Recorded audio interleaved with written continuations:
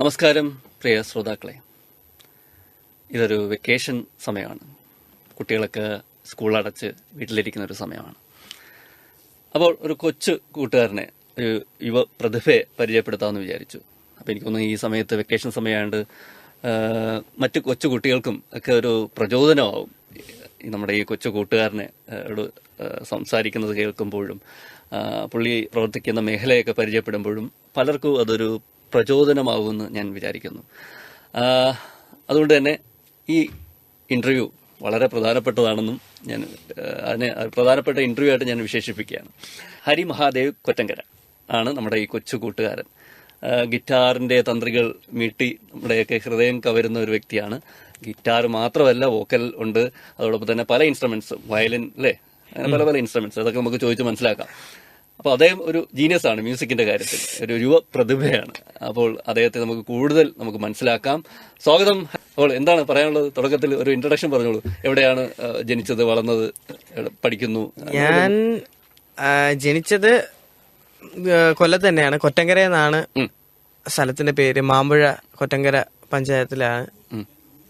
പിന്നെ വീട്ടില് അച്ഛനും അമ്മയും അപ്പൂപ്പനും അമ്മൂമ്മയും പിന്നെ ചിറ്റപ്പന്റെ വൈഫ്, ചിറ്റപ്പന്റെ മോൻ. ഇത്രയാണ് ഫാമിലി. എനിക്ക് തോന്നുന്നു അച്ഛൻ കലാപരമായിട്ടൊക്കെ ഒരു ബേസ് ഒക്കെ ഉണ്ട് അല്ലേ? കലാപരം ഗാനമേള ഒക്കെ ആയിട്ട് ബന്ധപ്പെട്ട് നിൽക്കുകയാണ് അല്ലേ? അതെ അതെ അതെ. അപ്പൊ അച്ഛനെ കുറിച്ചൊന്ന് കുറച്ചും കൂടെ ഒന്ന് പറയാൻ പറ്റുമോ? അച്ഛൻ എക്സാക്ട്ലി മ്യൂസിക് ഞാൻ വന്നതിന് ശേഷം എന്റെ കൂടെ അതിന് മുമ്പ് അച്ഛൻ പത്രത്തിലായിരുന്നു. പത്രത്തിൽ എക്സിക്യൂട്ടീവ് ഡയറക്ടർ ആയിരുന്നു, ഡെക്കാൻ ക്രോണിക്കൽ എന്ന് പറഞ്ഞിട്ട്. അങ്ങനെ ആയിരുന്നു. പിന്നെ അങ്ങനെ പോയി ട്യൂഷൻ എടുക്കുന്നുണ്ട്. അങ്ങനെ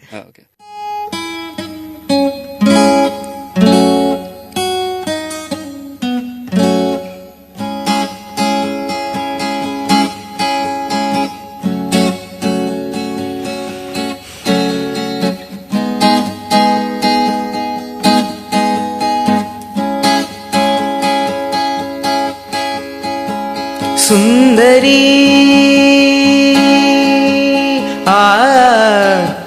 സുന്ദരി സുന്ദരി നിൻ തുമ്പു കെട്ടിയിട്ട ചുരുൾമുടിയിൽ തുളസി തളിരില ചൂട് തുഷാരഹാരം മാറിൽ ചാത്തി കാരുണ്യമേ നീ വന്നു. നിൻ തുമ്പു കെട്ടിയിട്ട ചുരുൾമുടിയിൽ തുളസി തളിരില ചൂട് തുഷാരഹാരം മാറിൽ ചാത്തി കാരുണ്യമേ നീ വന്നു. നിൻ തുമ്പു കെട്ടിയിട്ട ചുരുൾമുടിയിൽ സുന്ദരി സുന്ദരി സുതാര്യ സുന്ദര മേഘങ്ങളണിയും നിതാന്ത നീലിമയിൽ. സുതാര്യ സുന്ദര മേഘങ്ങളണിയും നിതാന്ത നീലിമയിൽ. ഒരു സുഖശീതള ശാലീനതയിൽ ഒഴുകി ഞാനറിയാതെ, ഒഴുകി ഒഴുകി ഞാനറിയാതെ. സുന്ദരി. ഓ, ഗംഭീരം. ഈ സംഗീതത്തിന് ഇങ്ങനെ മഴ പോലെയാണല്ലേ, നമ്മുടെ ശരീരവും മനസ്സും ഒക്കെ തണുപ്പിക്കാനുള്ള ഒരു വല്ലാത്തൊരു കഴിവുണ്ട്. എനിക്കും ദേവരാജൻ മാസ്റ്ററിന്റെ ഒരു നല്ലൊരു വർക്കാണത്. അപ്പോൾ നമുക്ക് സംഗീതത്തിലോട്ട് കിടക്കാം. ഓക്കെ. അപ്പൊ എങ്ങനെയാണ് സംഗീതം എവിടെ നിന്ന് തുടങ്ങി? വിദ്യാഭ്യാസ കാലത്ത് എവിടെ നിന്ന് തുടങ്ങി സംഗീതം? ഞാൻ ആക്ച്വലി LKG UKG തൊട്ടാണ് തുടങ്ങുന്നത്. അപ്പൊ അത് എന്തൊക്കെയായിരുന്നു? വോക്കലായിട്ട് പാട്ട് പാടുകയാണ്? എങ്ങനെയായിരുന്നു? അല്ല, ഫസ്റ്റ് ടൈം ഞാൻ ഇൻസ്ട്രുമെന്റിലാണ് തുടങ്ങിയത്. ഓ, അത് ശരി. എനിക്ക് ഗിറ്റാറിൽ ഇങ്ങനെ താല്പര്യം വന്ന് കടപ്പാക്കട ബാലഭവനില്, ജവഹർ ബാലഭവനില് അഡ്മിഷൻ എടുത്തു. അല്ല, ഗിറ്റാറിന് താല്പര്യം വന്നെന്ന് പറഞ്ഞല്ലോ. ഈ ഗിറ്റാർ എനിക്ക് വായിക്കണം അല്ലെങ്കിൽ പഠിക്കണം എന്ന് ആഗ്രഹം തോന്നാൻ എന്തെങ്കിലും ഒരു കാര്യം കാണുമല്ലോ, പ്രത്യേകമായിട്ട് ഒരു എവിടെങ്കിലും ഒരു പ്രചോദനം ആരെങ്കിലും വായിച്ചത് കേട്ടിട്ടോ കണ്ടിട്ടോ അങ്ങനെ ആരെങ്കിലും ഉണ്ടോ? പ്രചോദനമായിട്ട് അങ്ങനല്ല, എല്ലാവരും തോന്നുന്നു എനിക്ക് പഠിക്കണമെന്ന് തോന്നി, അങ്ങനെ അങ്ങ് പഠിച്ചു. അല്ലാതെ അങ്ങനെ ചിലര് വായിക്കുന്നത് കണ്ടിട്ട് അയ്യോ ഇത് ഇല്ല, കൊള്ളാം. അന്നൊന്നും ആ ടേസ്റ്റ് എന്ന് പറഞ്ഞാൽ ആ ഒരു മൈൻഡ് ഇല്ല എനിക്കൊന്ന്. ഓക്കെ. അല്ല ഞാൻ ഗിറ്റാർ തിരഞ്ഞെടുക്കാൻ ഒരു എന്തുകൊണ്ട് അല്ല, എനിക്ക് ഇഷ്ടമായിരുന്നു, അങ്ങനെ കേട്ട് പരിചയം ഇല്ല. അതിനുശേഷം അതായത് ഞാൻ റിയലി പാട്ടുകൾ കേൾക്കുമ്പം എനിക്ക് ഇഷ്ടമുണ്ട്. അങ്ങനെ പിന്നെ പാട്ടുകൾ കൊച്ചുനാളില് ശരിയൊന്നും ആയിരിക്കത്തില്ല, എന്നാലും പാട്ട് ഇങ്ങനെ പാടും. അങ്ങനെ ഗിറ്റാർ പഠിക്കണമെന്നൊക്കെ ഇങ്ങനെ തോന്നി അങ്ങ് പഠിക്കാനായിട്ട് പോയതാ ജവഹർ ബാലഭവനില്. അവിടെ ചെന്നപ്പം ഗിറ്റാറും വയലിനും കൂടെ അഡ്മിഷൻ എടുത്തു. അത് വെസ്റ്റേൺ ആണോ ക്ലാസിക്കൽ ആണോ പഠിച്ചത് തുടങ്ങിയത്? വയലിൻ ഈസ്റ്റേൺ ആണ്, ഗിറ്റാർ വെസ്റ്റേൺ ആണ്. Okay okay okay. ആരായിരുന്നു ഗുരു അന്നേരം? അന്ന് എന്നെ ഗിറ്റാർ പഠിപ്പിച്ച നിശാന്ത് എന്ന് പറഞ്ഞ സാറാ. അദ്ദേഹം ഇപ്പം ഇന്ത്യ മുഴുവൻ അങ്ങനെ KG മാർക്കോസ് അദ്ദേഹത്തിന്റെ കൂടെ ഗാനമേളകളും പരിപാടിയായിട്ട് ചെയ്യുന്നുണ്ട്. പിന്നെ വയലിൻ തുടങ്ങിയത് ബാലഗോപാൽ സാറാണ്, കൊല്ലത്തന്നെ ഉള്ള സാറാണ്. അത് കഴിഞ്ഞ അടുത്ത സ്റ്റെപ്പ് എന്തുവായിരുന്നു? അടുത്ത സ്റ്റെപ്പ് കുറെ നാളത്തേക്ക് ഞാൻ അവിടെ തന്നെ പഠിച്ചത്. ഒരു 1ാം ക്ലാസ് 2ാം ക്ലാസ് ആ ഒരു സമയം വരെ സത്യം പറഞ്ഞ വെക്കേഷന് പോയതാണ്. അങ്ങനെ വെക്കേഷൻ അത് എല്ലാ ദിവസവും സ്കൂളിൽ നിന്ന് വന്ന ഉടനെ അങ്ങ് പോയി, അങ്ങനെ തിരിച്ചു വരും. അങ്ങനെ പോയി കുറെ ക്ലാസ് അറ്റൻഡ് ചെയ്ത് പഠിച്ച് അങ്ങനെ വന്നപ്പോ അവിടെ നിർത്തേണ്ടത് സാഹചര്യം. ഇപ്പം ഒരു ബ്രേക്ക് ആയി. അപ്പോഴത്തേക്കും ഞാനൊരു നമുക്ക് അവിടെ നിർത്താം. നമുക്ക് എന്നിട്ട് ഒരു അടുത്തൊരു ഗാനത്തിലോട്ട് കിടക്കാം. ഓക്കെ.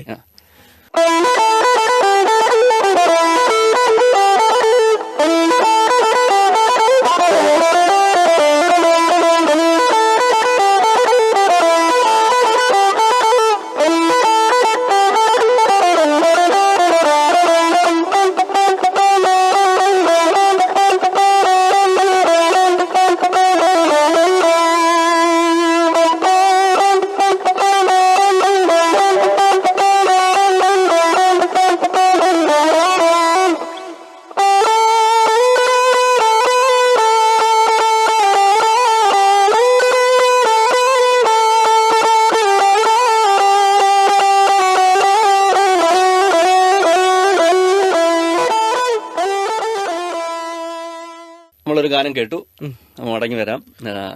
അപ്പോൾ ഇനി ബാലഭവൻ ആ ബ്രേക്ക് കഴിഞ്ഞ് അങ്ങനെ ഞാൻ വെക്കേഷൻ സമയത്താണ് അവിടെ ചെല്ലുന്നത്. അങ്ങനെ വെക്കേഷന് വേണ്ടി മാത്രം പോയി. പിന്നെ അത് ഫുൾ ഡേ ആയി. അതിനുശേഷം അവിടുന്ന് ഒരു ബ്രേക്ക് വന്നിട്ടാണ് ഞങ്ങൾ പേരൂര് തന്നെ അമൃത വിദ്യാലയത്തിന്റെ സ്കൂളിന്റെ തൊട്ടടുത്തായിട്ട് ഒരു ഹാർമണി എന്ന് പറഞ്ഞിട്ട് ഒരു മ്യൂസിക് ഇൻസ്റ്റിറ്റ്യൂട്ട് ഉണ്ട്. അതിന്റെ ഓണർ എന്ന് പറയുന്നത് സജു എന്ന് പറഞ്ഞൊരു സാറാ. അവിടെ ഗിറ്റാർ പഠിപ്പിക്കുന്ന ഷംനാഥ് എന്ന് പറഞ്ഞൊരു സാറുണ്ട്. അദ്ദേഹത്തിന്റെ അടുത്ത് പിന്നെ പോയി. അതിന്റെ അടുത്ത് ആ ഇൻസ്റ്റിറ്റ്യൂഷനിൽ കുറെ നാള് പഠിച്ചു ഗിറ്റാർ. എന്നിട്ട് വയലിൻ താത്തു വെക്കേണ്ടി വന്നു. വയലിൻ മാറ്റി വെച്ചു. അതിനുശേഷം ഗിറ്റാർ മാത്രമായി. പിന്നെ അവിടുന്ന് സാറിന്റെ വീട്ടിൽ പോയി പഠിക്കാൻ തുടങ്ങി. ഷംനാഥ് സാറിന്റെ വീട്ടിൽ പോയി പഠിക്കാൻ തുടങ്ങി. അങ്ങനെ കുറെ നാളത്തേക്കിനും അവിടെ ആയിരുന്നു. അതിന്റെ ഇടയ്ക്ക് വെച്ചിട്ടാണ് വയലിനും വോക്കലും മൃദംഗവും കൂടെ ഞാൻ പേരൂർ കുറ്റിച്ചിറ തന്നെയുള്ള രാജ്മാധവൻ എന്ന് പറഞ്ഞൊരു സാറിന്റെ അടുക്ക പഠിക്കാൻ പോയി. അങ്ങനെ അത് രണ്ടും പോവുകയായിരുന്നു. അതിനുശേഷമാണ് പിന്നെ ഞാൻ ഗ്രേഡ് എക്സാമിനേഷൻ എന്ന് പറഞ്ഞ നമ്മള് ഡിഗ്രി എടുക്കുന്ന പോലെ തന്നെ സർട്ടിഫിക്കറ്റിന് അങ്ങനെ ഗിറ്റാറിന്റെ ഗ്രേഡ് എക്സാമിനേഷന് വേണ്ടിയിട്ട് കരുനാപ്പള്ളിയില് റിജോ സൈമൺ തോമസ് എന്ന് പറഞ്ഞൊരു സാറുണ്ട്. ആ സാറിന്റെ കീഴിൽ പോയി. ഒരു ഞങ്ങൾ പരിപാടിക്ക് കൊണ്ടുപോകാറുള്ള പരിപാടിക്ക് കണ്ട് പരിചയപ്പെട്ട ഒരു ചേട്ടൻ വഴി കിട്ടിയ കോണ്ടാക്റ്റാ. അങ്ങനെ ഇപ്പൊ സാറിന്റെ അടുക്കയും പിന്നെ നമ്മുടെ കടപ്പാക്കട തന്നെയുള്ള ബൈജു റാവുത്തർ എന്ന് പറഞ്ഞൊരു സാറുണ്ട്, ഗിറ്റാറിസ്റ്റാ. ഗാനമേളക്ക് നല്ല രീതിക്ക് വായിക്കുന്നത്. അദ്ദേഹത്തിന്റെ അടുത്ത് പോകുന്നുണ്ട്. ഓ, വെരി ഗുഡ് വെരി ഗുഡ്. നമുക്ക് അടുത്തൊരു ഗാനത്തിലോട്ട് കിടക്കാം. ഓക്കെ.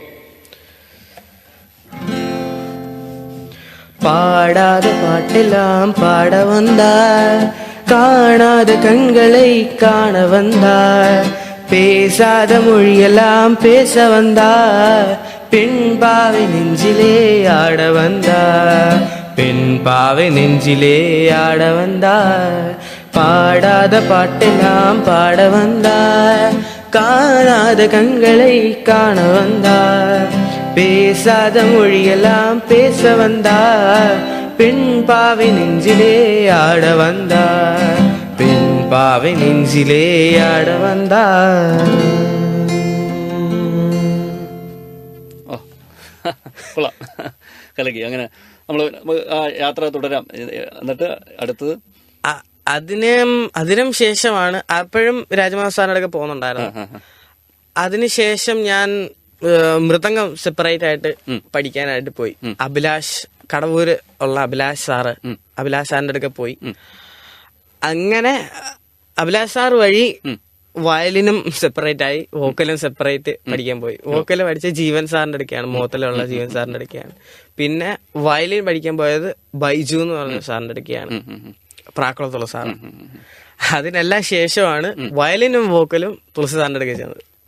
തുളസീധരൻ സാറിന്റെ അടുത്ത് തരുന്നത്. അപ്പൊ അത് എനിക്ക് വലിയൊരു എന്താ പറയാ വാതായനം ഇങ്ങനെ തുറന്നിട്ടിരിക്കുകയാണ്. വലിയ സംഗീതത്തിന്റെ ഒരു വലിയ മാറിപ്പോയി. അതെ, സാറിന്റെ അടുത്ത് വലിയ ഒരു അറിവും സാറിന്റെ അടുത്ത് നിന്നാണ് ഒരു ഇച്ചിരി കൂടുതലും ക്ലാസിക്കലിനെ പറ്റിയും എല്ലാത്തിനെ പറ്റിയും എസ് തുളസി സാറിന്റെ അടുക്കാണ് ഒരു ഡീപ്പ് ആയിട്ടുള്ള, അല്ലെ, ആഴത്തിലുള്ള ഒരു അറിവ് വിശകലനം ചെയ്തിട്ടുള്ള മേളകർത്താരാഗങ്ങളും. റിയലി കർണാടിക് മ്യൂസിക് ഞാൻ ഡീപ്പായിട്ട് പഠിക്കുന്നത് തുളസി സാറിന്റെ അടുക്കാണ്. അവിടെ ചെന്നപ്പം വോക്കലും വയലിനുമാണ് ചെന്നത്. അങ്ങനെയാണ് ഗിറ്റാർ ഞാൻ വായിക്കാറുണ്ട്, പരിപാടി ചെയ്യാറുണ്ട് എന്നൊക്കെ അറിഞ്ഞ് അങ്ങനെ ഗിറ്റാർ കൊണ്ടുവരാൻ പറഞ്ഞു. അങ്ങനെ കുറേ മേളകർത്താരാഗങ്ങൾ വായിച്ചു. അത് സാറ് പറയുന്നത്, സാർ എന്ത് വായിക്കുന്നോ എന്ത് പറയുന്നോ അത് തിരിച്ച് ഞാൻ വായിക്കണം, ഗിറ്റാറിൽ വായിക്കണം. അത് വലിയൊരു എക്സ്പോഷർ. അതെ അതെ അതെ, നമ്മളൊരു എന്താ പറയാ ഒരു ചലഞ്ചും കൂടെയാണ്. അതുള്ള. ഓക്കെ, അപ്പൊ അങ്ങനെ ഒന്ന് നിൽക്കുകയാണ്. അതെ, ഇപ്പൊ അങ്ങനെ വളരെ എന്താ പറയാ ഈ ശാസ്ത്രീയ എന്താ പറയാ ഇന്ത്യൻ മ്യൂസിക്കിന്റെ ഒരു അഗാധ വല്ലാത്തൊരു ഡെപ്തുള്ള ഒരു കടലിന്റെ മുന്നിൽ ഇങ്ങനെ ശിശുവിനെ കണക്ക് വന്ന് നിൽക്കുകയാണ്. കുറച്ച് ഇങ്ങനെ അല്ലെ അപഗ്രഥിച്ചുകൊണ്ടിരിക്കുകയാണ്. അപ്പൊ നമുക്ക് പഠനത്തിന്റെ കാര്യമൊക്കെ ഒരുവിധമായി അല്ലേ. അപ്പൊ നമുക്ക് ചെറിയൊരു ഗാനവും കൂടെ ആവാം. ഓക്കെ.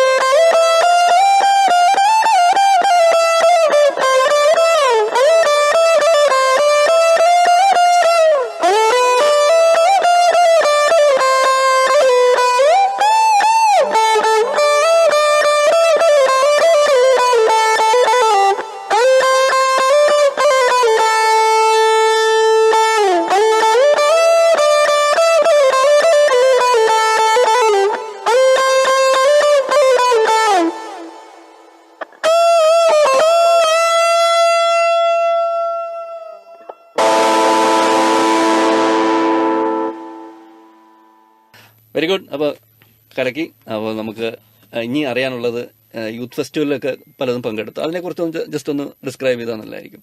എന്തൊക്കെ പങ്കെടുത്തു? അതെ, ഞാൻ നേരത്തെ പറഞ്ഞ കണക്ക് അമൃത വിദ്യാലയത്തിൽ നിന്ന് ഇങ്ങനൊരു ഓഫറല്ല, ഇങ്ങനൊരു അവസരം കലോത്സവത്തിന് പങ്കെടുക്കാൻ വേണ്ടിയിട്ട് ഒരു സ്റ്റേറ്റ് സ്കൂളിൽ നിന്ന് അവസരം കിട്ടി. അങ്ങനെ അവിടെ ചെന്ന് അഡ്മിഷനൊക്കെ എടുത്തു. അങ്ങനെ സെറ്റായി അവര് ഒരു 4-5 ഐറ്റത്തിന് പങ്കെടുത്തേപ്പിച്ചു. വൃന്ദവാദ്യം, പഞ്ചവാദ്യം, മൃദംഗം, ഗിറ്റാറ്, മദ്ദളം, ഈ 5 ഐറ്റത്തിലും പങ്കെടുത്തു. സബ് ജില്ലയും ജില്ലയും. അങ്ങനെ അതിനെല്ലാത്തിനും എ ഗ്രേഡും ഉണ്ടായിരുന്നു. അങ്ങനെ പ്രാക്ടീസും. അങ്ങനെ കരുനാപ്പള്ളിയിലാണ് സ്കൂള്. അങ്ങനെ സബ് ജില്ല പോയി. എല്ലാത്തിനും എ ഗ്രേഡ് ഉണ്ടായിരുന്നു. പഞ്ചവാദ്യത്തിനും വൃന്ദവാദ്യത്തിനും മദ്ദളത്തിനും മൃദംഗത്തിനും ഗിറ്റാറിനും എ ഗ്രേഡ് ഉണ്ടായിരുന്നു. അതിനുശേഷം ജില്ലയിലേക്ക് വന്നു. അവിടെയും എ ഗ്രേഡ് ഉണ്ടായിരുന്നു. Okay, very good. അങ്ങനെയാണ് യൂത്ത് ഫെസ്റ്റിവലിന്റെ ചരിത്രം. അതെ. അപ്പോൾ നമുക്ക് അടുത്തൊരു ഗാനം കൂടെ ആവാം അല്ലേ? ഓക്കെ.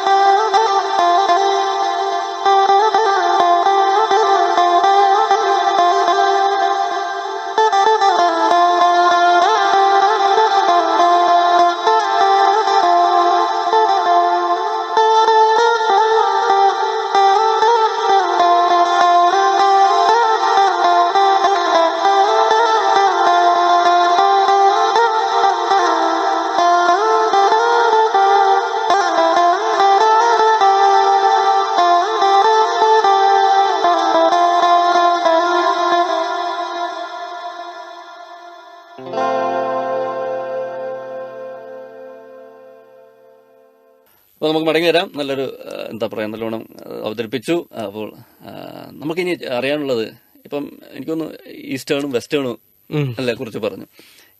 ഇനി കൂടുതൽ പഠിക്കണമെന്ന് തോന്നിയാൽ ഏത് മേഖലയിലായിരിക്കണം പഠിക്കണം? സംഗീതം എനിക്കൊന്നും എല്ലാത്തിനും സംഗീതത്തിന്റെ ഭാഷയെല്ലാം ഒന്ന് തന്നെ, എങ്കിൽ കൂടി ഏത് ഒരു വിഭാഗത്തിലായിരിക്കണം കൂടുതൽ ശ്രദ്ധ കേന്ദ്രീകരിക്കാൻ താല്പര്യം? അങ്ങനെ മനസ്സിൽ ആഗ്രഹം അങ്ങനെ എന്തെങ്കിലും ഉണ്ടോ?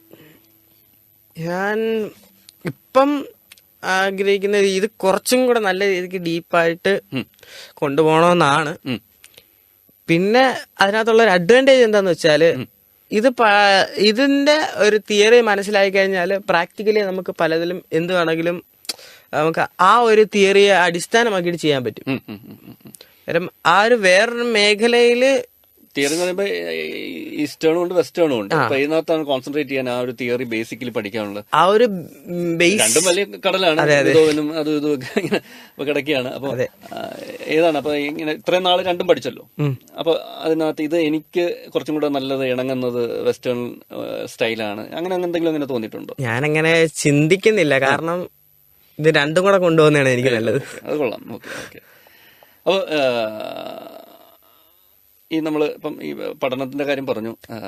അപ്പോൾ ഭാവിയിൽ എന്താണ് ഉദ്ദേശിക്കുന്നത്? ഈ സംഗീതം മാത്രം കോൺസെൻട്രേറ്റ് ചെയ്ത് അതൊരു കരിയറായിട്ട് എടുക്കാനാണോ, അതോ പഠനവും കൂടെ കൊണ്ടുപോയിട്ട് എന്താണ് ഉദ്ദേശിക്കുന്നത്? കറന്റ്ലി ഞാൻ പഠനവും മ്യൂസിക്കും കൂടെ കൊണ്ടുപോകാനാണ് തീരുമാനിച്ചിരിക്കുന്നത്. ഇന്നൊരു ജോബ് നോക്കണമെന്ന് പറയുമ്പോൾ എന്തൊരു പ്രൊഫഷൻ വേണമല്ലോ. അത് ഒരു പലരും ഇപ്പൊ ഈ സംഗീതം പഠിക്കുമെങ്കിലും കുറച്ച് കഴിഞ്ഞ് പിൻവാങ്ങും. അതെ അതെ.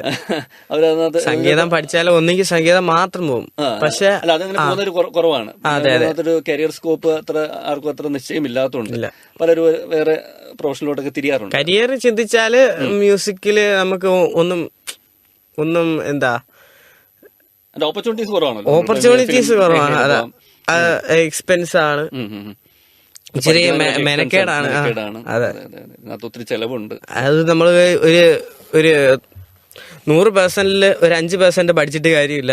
100%-ല് 95% മിനിമം 85% പഠിക്കണം. അങ്ങനത്തെ ഉള്ള കാര്യങ്ങളുണ്ട്. അത് ഇച്ചിരി റിസ്ക് ആണ്. പിന്നെ ഞാൻ മെയിനായിട്ട് ഒരു മ്യൂസിക് ഡയറക്ടർ ആവാനായിട്ട് ആഗ്രഹിക്കുന്നുണ്ട്. അതിന് വേണ്ടിയിട്ട് പ്രിപ്പയർ ചെയ്യാൻ ശ്രമിക്കുന്നുണ്ട്. അതാണ് ഇതുവരെയുള്ള ഡ്രീം എന്ന് പറയുന്നത്, മ്യൂസിക് ഡയറക്ടർ. പിന്നെ കരിയറിനെ കുറിച്ച് ആലോചിക്കുമ്പോ എങ്ങനെയാണെന്ന് ഇതുവരെ ഒന്നും ഒരു പിടുത്തം കിട്ടിയിട്ടില്ല. പഠിക്കുന്ന വിഷയങ്ങളിൽ ഇതിനോടാണ് കൂടുതൽ താല്പര്യം? പഠിക്കുന്ന വിഷയങ്ങളില് ഹിസ്റ്ററി, ഇംഗ്ലീഷാണ്. ഓക്കെ ഹിസ്റ്ററി ഇംഗ്ലീഷാണ്. അപ്പൊ ആർട്സ് തന്നെ. ഞാൻ ചുമ്മാ അറിയാൻ വേണ്ടി ചോദിക്കുന്ന. ഓക്കെ അപ്പൊ നമുക്കൊരു ഗാനം. നീലവാനച്ചോലയിൽ നീന്തിടുന്ന ചന്ദ്രികേ, നീലവാനച്ചോലയിൽ നീന്തിടുന്ന ചന്ദ്രികേ, ഞാൻ രചിച്ച കവിതകൾ നിന്റെ മിഴിയിൽ കണ്ടു ഞാൻ വരാതെ വന്ന എൻ ദേവി, നീലവാനച്ചോലയിൽ നീന്തിടുന്ന ചന്ദ്രികേ, ഞാൻ രചിച്ച കവിതകൾ നിന്റെ മിഴിയിൽ കണ്ടു ഞാൻ വരാതെ വന്ന എൻ ദേവി, നീലവാനച്ചോലയിൽ നീന്തിടുന്ന ചന്ദ്രികേ. Very good. എനിക്ക് വോക്കലിലും നല്ല അല്ലേ? അല്ല, അത് അതിനകത്ത് മെയിൻ കാര്യം എന്താന്ന് വെച്ചാല് വോക്കലും വയലിലും ഒന്ന് ഗ്രിപ്പ് ആയത് തുളസി സാറിന്റെ അടുക്ക വന്നതിന് ശേഷം. ഓക്കെ എനിക്കത് തോന്നി. അത് ഇൻഫ്ലുവൻസ് നമുക്കറിയാം. ഓക്കെ, നമ്മള് അധ്യാപകൻ കൂടിയാണ് അല്ലെ? ഒത്തിരി സ്ഥലത്ത് പഠിപ്പിക്കുന്നുണ്ടെന്ന് പറഞ്ഞു ഒത്തിരി വിദ്യാർത്ഥികൾ. അപ്പൊ ചെറുപ്രായത്തില് ഇപ്പൊ എത്ര 8th ഇനിയിപ്പോ 9th 9th സ്റ്റാൻഡേർഡിലായ ഒരു വിദ്യാർത്ഥി ഇന്ന് ഒട്ടേറെ കുട്ടികളെ പഠിപ്പിക്കുകയും ചെയ്യുന്നുണ്ട്. അതിനെ കുറിച്ചൊന്ന് പറയാം. എക്സ്പീരിയൻസും എവിടെയൊക്കെ പഠിപ്പിക്കുന്നു? അതായത് എക്സ്പീരിയൻസില് എന്താന്ന് വെച്ചാല് അച്ഛൻ ഒരു ട്യൂഷൻ എടുക്കുന്നുണ്ട്. ടീച്ചിങ് ഫീൽഡ് തന്നെയാണ്. അന്നേരം എനിക്ക് ടീച്ചിങ് ഒരു ഇച്ചിരി ഇഷ്ടം കൂടുതലാണ്, അത് വേറെ കാര്യം. പിന്നെ അതിനകത്ത് വരുന്നത് വെച്ചാൽ എനിക്ക് ഒരു ഇൻസ്റ്റിറ്റ്യൂഷൻ ഉണ്ട്, IMQ എന്നാണ് പേര്. അത് ആയൂർ അഞ്ചൽ ആ ഒരു ഏരിയയിലാണ് വരുന്നത്. പിന്നെ ഞാൻ 2 ഇൻസ്റ്റിറ്റ്യൂഷനിലും കൂടെ പഠിപ്പിക്കുന്നുണ്ട്. ഒന്ന് തുളസി സാറിന്റെ മൂത്ത മകന്റെ ഒരു ഇൻസ്റ്റിറ്റ്യൂട്ട്, സരിഗമപ എന്നാണ് പേര്. ആ ഇൻസ്റ്റിറ്റ്യൂഷനിലും ഗിറ്റാർ പഠിപ്പിക്കുന്നുണ്ട്. പിന്നെ ആനന്ദ ഭൈരവി എന്ന് പറഞ്ഞിട്ട് ഭരണിക്കാവിലുള്ള ഒരു ഇൻസ്റ്റിറ്റ്യൂഷനിലും പഠിപ്പിക്കുന്നുണ്ട്, ഗിറ്റാറും കീബോർഡും. ഓക്കെ അതാണ്. അപ്പോൾ ഒരു അധ്യാപകൻ കൂടിയാണ് അല്ലെ? ഒത്തിരി വിദ്യാർത്ഥികൾ അല്ലെ കൂടെ കീഴിൽ പഠിക്കുന്നുണ്ട്. Okay, very good. അപ്പോൾ നമുക്കൊരു ഗാനവും കൂടെ കേൾക്കാം.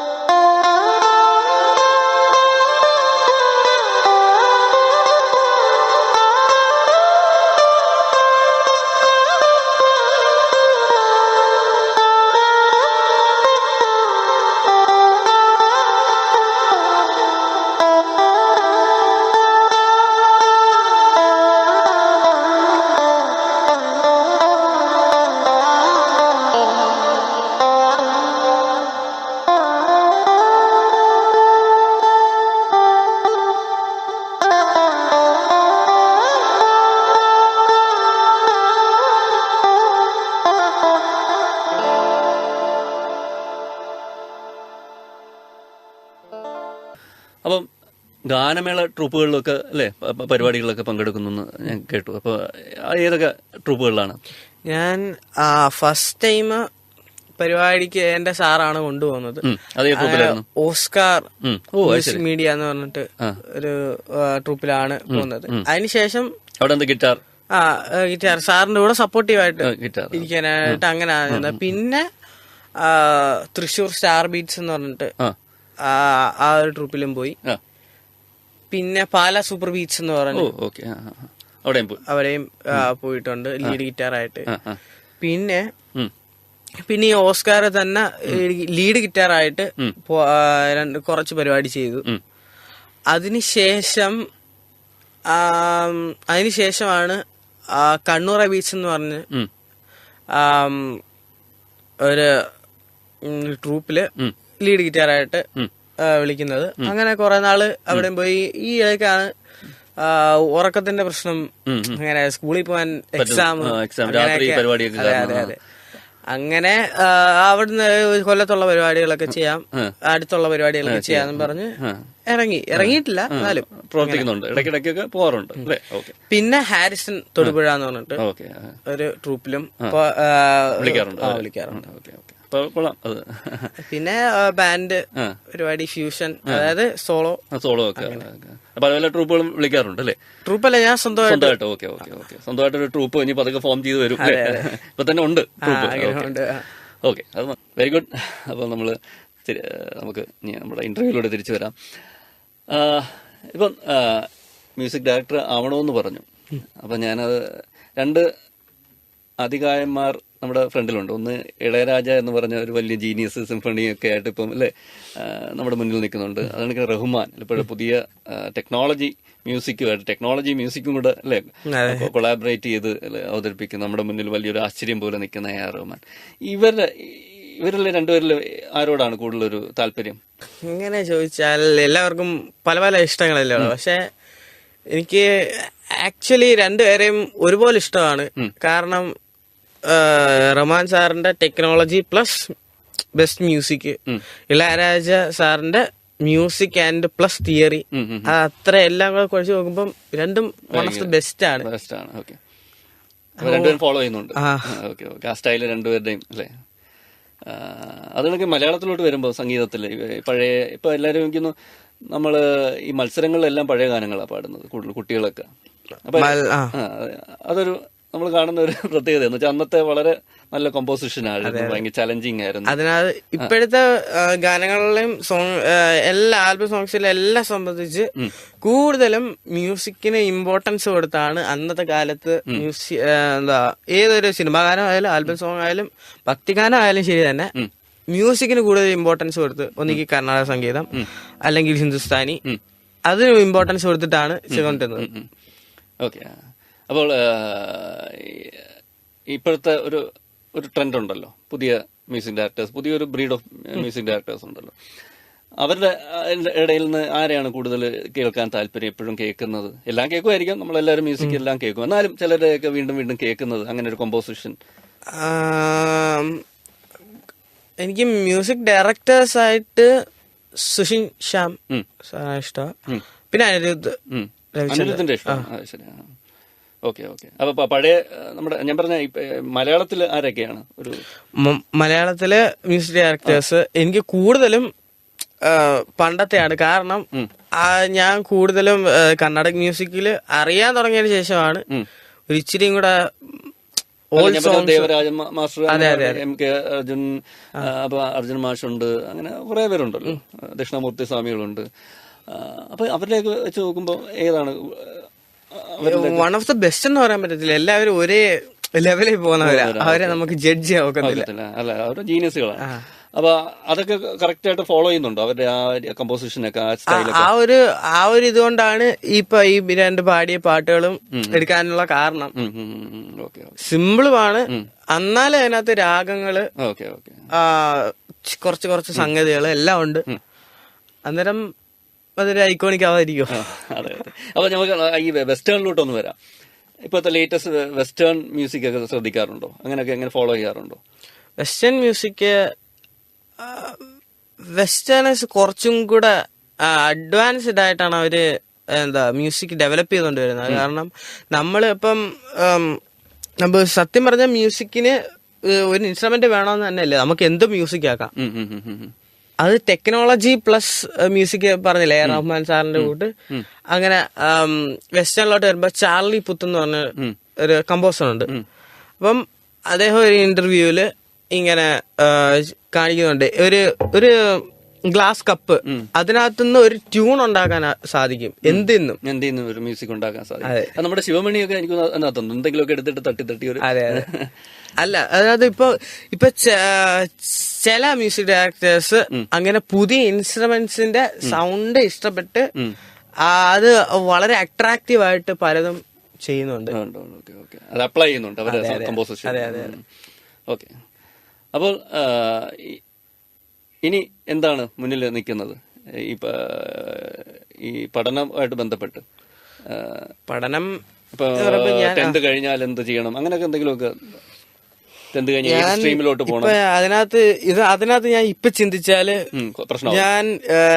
ഞാൻ ഇപ്പൊ എന്താണോ ചെയ്തോണ്ടിരിക്കുന്നത് അത് എനിക്ക് ചെയ്യാൻ ഒക്കത്തില്ല. നമുക്കിപ്പോ ഞാൻ ഗിറ്റാർ ഇപ്പം പരിപാടിയാണ്, പ്രോഗ്രാംസ് ആണെങ്കിലും ഇപ്പൊ എന്ത് സംഭവമാണെങ്കിലും ക്ലാസ്സുകളാണെങ്കിലും ഫ്യൂച്ചറിൽ ഞാൻ ചോദിച്ചത് 8ാം ക്ലാസ് 9ാം ക്ലാസ്സിലാണ്, ഇനി അത് കഴിഞ്ഞ് അടുത്ത വർഷം 10ലാണ്. അപ്പം എനിക്ക് ഇനി ഇങ്ങോട്ട് ഈ ഡയറക്ഷനിലോട്ട് പോയാൽ മതി പഠനത്തിന്റെ കാര്യത്തിൽ. ഞാൻ മ്യൂസിക്കിന്റെ കാര്യത്തിലല്ല. ഇപ്പം പലരും ഒക്കെ MBBS എഞ്ചിനീയറിംഗ് അങ്ങനെയൊക്കെ മനക്കോട്ട കെട്ടി അങ്ങനെ പോകുന്നവരുണ്ട്, അല്ലാതെ ചിലർ വേറെ മേഖലയിലോട്ടൊക്കെ തിരിയുന്നവരുണ്ട്. അപ്പം എന്തെങ്കിലും നമുക്കൊരു എന്തായാലും ഡിസിഷൻ എടുക്കണമല്ലോ. അപ്പൊ ഇത് രണ്ടും കൂടെ കൊണ്ടുപോകാൻ പറ്റുന്ന ഒരു സബ്ജക്ട് ഇതാണ് എന്ന് വിചാരിച്ചുകൊണ്ട് അങ്ങനെ എന്തെങ്കിലും ഒരു പ്ലാൻ ഉണ്ടായിട്ട് അങ്ങനെ എന്തെങ്കിലും ഒരു അപ്രോച്ച് ഉണ്ടോ? അതിനകത്ത് ഞാൻ കുറച്ചു കാലം മുമ്പ് ചെറുതായിട്ട് ചിന്തിച്ചത് സംഗീത കോളേജില് MA മ്യൂസിക് അല്ലെങ്കിൽ ഡോക്ടറേറ്റ് PhD എന്തെങ്കിലും എടുക്കണമെന്നാണ് അങ്ങനെ ആഗ്രഹം. അന്നേരം അതിനകത്ത് എനിക്ക് എല്ലാത്തിനും സ്കോപ്പ് ഉണ്ട്. ഗിറ്റാറിനകത്ത് എന്തായാലും സംഗീത കോളേജിൽ ഇല്ല. അപ്പം എനിക്ക് വെസ്റ്റേണിൽ ഗ്രേഡ് ചെയ്ത് ഡിപ്ലോമയും ചെയ്യാം, വേണമെങ്കിൽ PhD സംഗീത കോളേജിൽ എടുത്തതുകൊണ്ട് എനിക്ക് ഓപ്പർച്യൂണിറ്റീസ് ഏറാണ്. ഈ സർട്ടിഫിക്കറ്റ് കൊണ്ട് മാത്രം എനിക്ക് ഫോറിൻ കൺട്രീസിലേക്ക് പോകാൻ പറ്റും, ക്ലാസ് എടുക്കാം, എന്ന് ചെയ്യാം. പക്ഷെ ഇത് വേണോന്ന് ഇപ്പൊ ചിന്തിച്ചാൽ റൂട്ട് വേണം, പിന്നെ നമ്മള് എത്തുന്നതൊക്കെ പിന്നെ റൂട്ടില് അങ്ങ് പോകുന്നതേ ഉള്ളു. പക്ഷെ അതിപ്പോ ചിന്തിച്ചാൽ ഇപ്പത്തെ എന്റെ എല്ലാ കാര്യങ്ങളും പോകും. അതിനെ കുറിച്ച് ചിന്തിച്ചിട്ടും കാര്യമില്ല. Very good. അധ്യാപകർ അല്ലെ, ഇപ്പം സ്കൂളിൽ പഠിപ്പിക്കുന്ന അധ്യാപകരുണ്ട്, മ്യൂസിക്കിന്റെ അധ്യാപകരുണ്ട്. ഇവരുടെയൊക്കെ എങ്ങനെയുണ്ട്? സ്കൂളിലൊക്കെ എങ്ങനെ നല്ല പ്രോത്സാഹനം തരുന്നുണ്ട്? ഒരു മ്യൂസിഷ്യൻ മേഖലയിൽ നിൽക്കുന്നതുകൊണ്ട് അവരുടെ എങ്ങനെ ഇപ്പൊ എക്സ്ട്രാ ക്ലാസ്സുകൾ വേണമെങ്കിൽ അവരുടെ സംശയമൊക്കെ ഉണ്ടെങ്കിൽ അവരൊക്കെ നിവാരണമൊക്കെ നടത്തി തരുന്നുണ്ടോ? അത് ആബ്സല്യൂട്ട്ലി. അത് ഞാനിപ്പോ പഠിക്കുന്ന സ്കൂളിലും ഇതിന് മുമ്പ് പഠിച്ചുകൊണ്ട് നമ്പത് വിദ്യാലയത്തിലും എനിക്ക് അങ്ങനെ സഹായങ്ങൾ കിട്ടിയിട്ടുണ്ട്. പിന്നെ ഇങ്ങനെ മ്യൂസിക്കിലായിട്ട് കൂടുതൽ കോൺസെൻട്രേഷൻ ചെയ്യാൻ തുടങ്ങിയ ശേഷം പഠിത്തത്തിൽ ഒരു ഇച്ചിരി പുറകോട്ട് വേണ്ടി വന്നു. അങ്ങനെ എല്ലാത്തിലും കൂടെ നമുക്ക് പറ്റത്തില്ല. അതെ, അന്നേരം ഈ കലോത്സവമായിട്ട് ബന്ധപ്പെട്ട് അങ്ങനെ ചെയ്തതിന്റെ മ്യൂസിക്കിന്റെ വാല്യൂ എനിക്ക് എന്തായാലും തിരിച്ചറിയാൻ പറ്റി. അത്രയ്ക്കും ഇതുണ്ടായിരുന്നു. രണ്ട് സ്കൂളിലും ഉണ്ടായിരുന്നു. അപ്പൊ നമുക്ക് എനിക്കൊന്ന് അവസാനിപ്പിക്കാം അല്ലേ? നമുക്ക് പതുക്കെ വൈൻഡ് അപ്പ് ചെയ്യാം. അപ്പോൾ എനിക്കൊന്ന് നല്ലൊരു മ്യൂസിഷ്യൻ ആവട്ടെ എന്ന് പറയുമ്പോൾ എനിക്കറിയില്ല ഏത് മേഖലയിലോട്ടാണ് പോകുന്നതെന്ന്. കംപ്ലീറ്റ് ഒരു ഫുൾ ടൈം ഒരു മ്യൂസിഷ്യൻ ആണോ അല്ലെങ്കിൽ ഒരു മ്യൂസിക് ഡയറക്ടർ ആണോ, എന്താണോ അല്ലെ നമ്മുടെ ജീവിതം കൊണ്ട് എത്തിക്കുന്നത്? പലരും ഫോറിൻ കൺട്രീസിൽ അമേരിക്ക, ലൈക്ക് ബ്രിട്ടൻ, അങ്ങനെ ഉള്ള രാജ്യങ്ങളില് ഗിറ്റാറിസ്റ്റുകൾ ഉണ്ട്. അത് ലൈഫ് ടൈം, അതായത് അവർ ലൈഫ് ടൈം ടൂർ നടത്തുന്ന, അതായത് കോൺസേർട്സ് ചെയ്യുന്നവരുണ്ട്. കോൺസേർട്സ് ഓരോ രാജ്യത്തിലോട്ട് പോയി അങ്ങനെ നിലയിലൊക്കെ വലിയ പോകുന്നവരുണ്ട്. അതിനൊക്കെ തന്നെ വലിയ ഇതൊക്കെ പാട്ടുകാരും ഒക്കെ ഉണ്ട്, ലോക്കലും രണ്ടും കൂടെ കൊണ്ടുപോയിട്ട് അങ്ങനെയൊക്കെ പോകുന്നവരുണ്ട്. അങ്ങനെയൊക്കെ എത്താൻ പറ്റട്ടെ, അങ്ങനെ ഒരു ആശംസകൾ ഞാൻ നേരുകയാണ്. എന്തായാലും എനിക്കൊന്ന് നമ്മുടെ കുട്ടികൾക്ക് ഇപ്പോൾ വെക്കേഷൻ ടൈമാണ്, ഇതൊരു പ്രചോദനമാണ്. നിങ്ങളുടെ ഇങ്ങനെയുള്ള വാസനകൾ ഉണ്ടെങ്കിൽ നിങ്ങൾ ഇതൊക്കെ അത് പെർസ്യൂ ചെയ്യുക അല്ലെ, അത് പിന്തുടരുക. എല്ലാവരും മ്യൂസിക് എന്തെങ്കിലും പഠിക്കാൻ, അതെ, നല്ലതായിരിക്കും. അതൊരു ഇപ്പൊ ഒരു ഹാൻഡി ആയിട്ട് മാറും അല്ലെ, എന്തെങ്കിലും ഒരു ഉപകാരപ്പെടും എന്തെങ്കിലും ഒക്കെ. അപ്പോൾ നന്ദി ഹരി മഹാദേവ് കൊറ്റങ്കര. അപ്പോൾ നല്ല ഒരു ഭാവി ആശംസിക്കുകയാണ്. എനിക്കറിയാം സംഗീതത്തിന്റെ ലോകത്ത് ഇനിയും ഏറെ ദൂരം സഞ്ചരിക്കാനുണ്ട്. തന്റെ കഴിവ് പ്രകടിപ്പിക്കുമെന്ന് എനിക്കറിയാം. ഒരു നല്ല നിലയിൽ എത്തുമെന്നറിയാം. അത്രയ്ക്ക് കഴിവുണ്ട്. ചൈൽഡ് പ്രോഡിജി എന്നൊക്കെ പറയും നമ്മൾ ഇംഗ്ലീഷിൽ. അപ്പോൾ അത് കണക്ക് ഉള്ളൊരു പ്രതിഭയാണ്. അപ്പം മനസ്സിന് ഇണങ്ങിയത് തിരഞ്ഞെടുത്തു. അപ്പോൾ ഇഷ്ടമുള്ളത് തിരഞ്ഞെടുത്തു. ആ വഴിയിൽ ഒരു നല്ല സ്ഥാനത്ത് എത്തട്ടെ എന്ന എല്ലാവിധ ആശംസകളും നേരുകയാണ്. നന്ദി, നമസ്കാരം. Thank you.